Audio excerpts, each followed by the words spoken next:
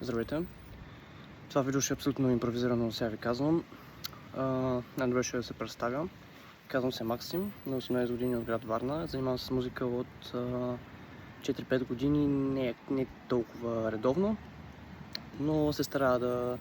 След малко ще ви обясня точно какво правя.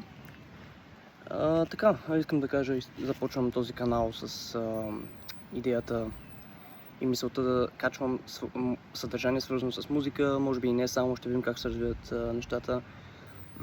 Искам всеки да се чувства добре в този канал, да споделяме каквото може и така. Искам главно акаунта ще е свързан с правене на изкуство, правене на музика най-главно.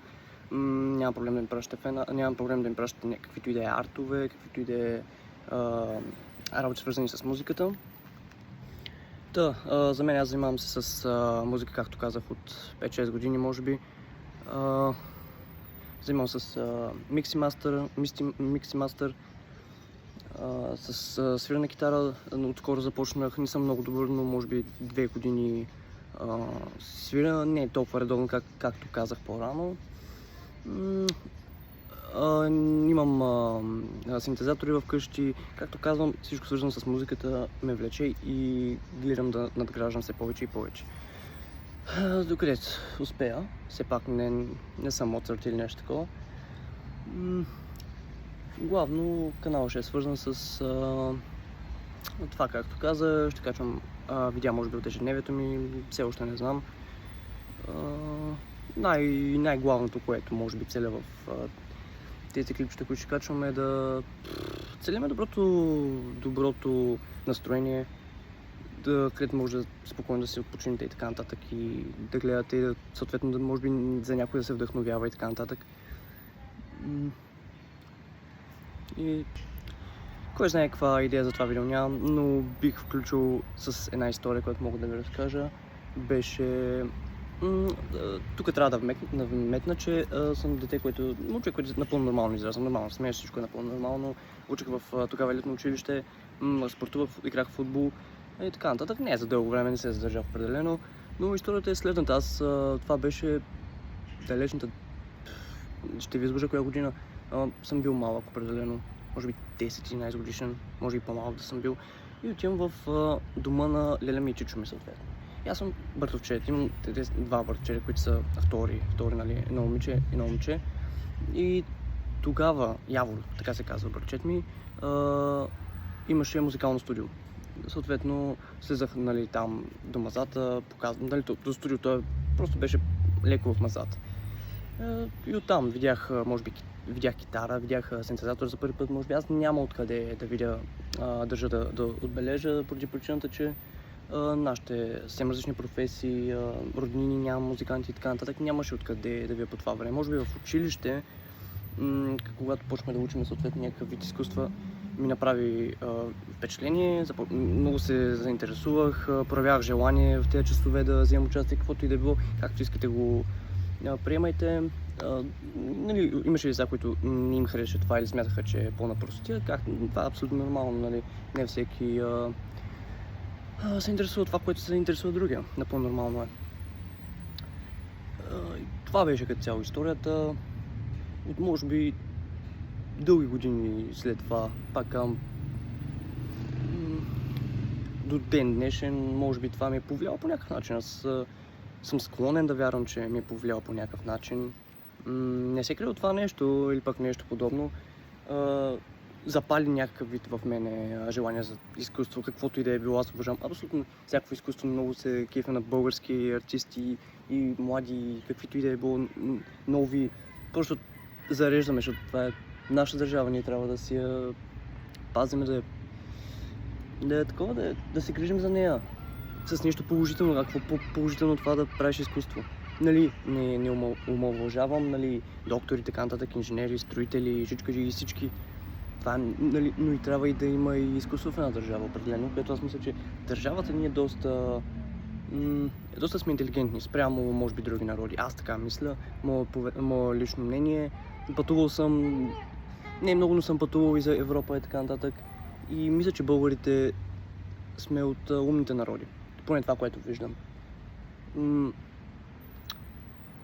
И Това е абсолютно. Може да ми споделяте всичко свързано с артисти, с музика, която харесвате, рисунки, каквото ви... каквото желание имате и каквото обичате да правите и сте го споделите. Аз съм отворен за доста неща, особено свързани с изкуството, както казвам. Иначе относно нещо за личния ми живот мога да вмъкна. Уча в гимназия, химическа гимназия, която не желая с това да занимавам определено. Уча го, сега завършвам тази година. Работил съм работа, която не е свързана с музика, въпреки че музиката винаги съм правил, дори време винаги имаше за изкуство, под каквато и да е форма. Работил съм в магазин, работил съм при баща ми.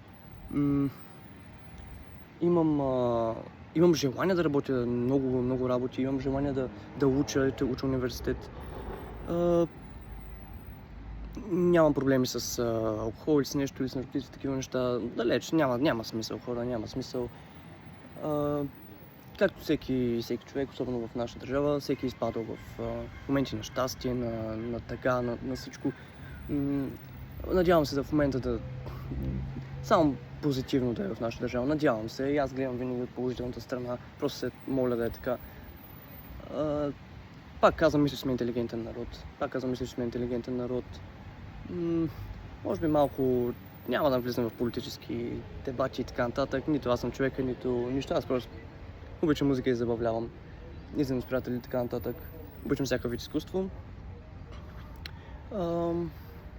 Мога да спомена артисти, които са ми повлияли.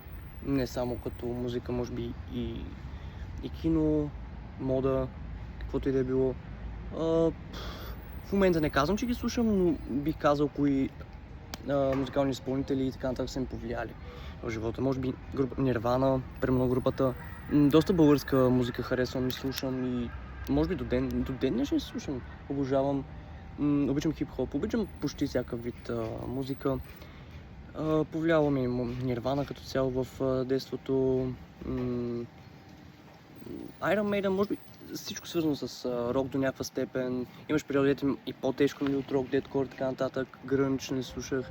В момента не би казал, че съм на тази вълна. В момента порасно, но харесвам такива неща. Харесвам инди стила. Харесвам доста всякакъв вид музика, може би. Нашия българския стил поп-фолк не мога да го... Не казвам, че не харесвам хората, които слушат тази музика, просто лично аз не мога да...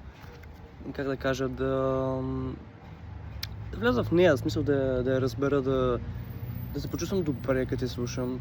Кефа се, че са български хора, кефа се, че са български изпълнители и че правят нещо свързано с музика в България и голяма част от тях успяват, между другото. Голяма част от тях успяват, както можем сами да разбереме и да видиме. Съответно, мога да кажа и български изпълнители, които са ми повлияли доста в живота. Примерно Кристофър Лайт, той е доста добър влогър и ютубър и музикант и човек, първо и най-важно. Тук от моя край Явката Дълга, Секта, много български рапъри, не само от моя край. Бисолини, той е от олдскул рападжиите. И така. Общо мисля, че е това като цяло за днескашното първо видео. Надявам се да се видим и да се видим отново. Ще направя всичко възможно да се видим отново, да кача видео. И така. Пожелавам ви абсолютно приятен ден, приятна вечер, когато гледате това видео и до скоро!